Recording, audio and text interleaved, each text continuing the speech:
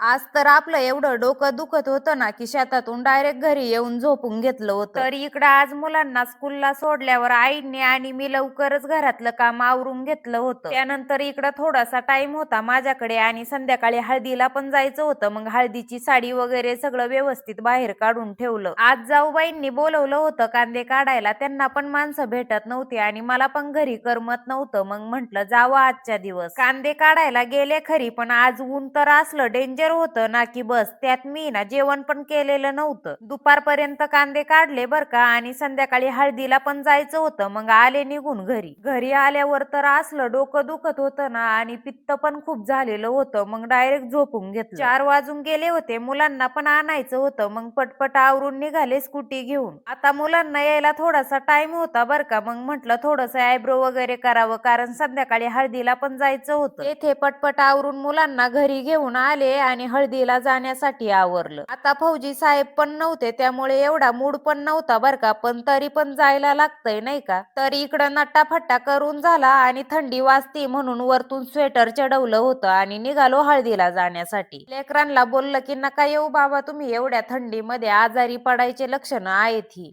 तेथे पोचल्यावर साखरपुडा वगैरे झाला आणि जेवण केली. त्यानंतर थोडस फोटो सेशन वगैरे केलं बर का. थंडी पण खूप वाजायला लागलेली होती. हळद लागायला सुरुवात झाली आणि आलो बाबा घरी निघून.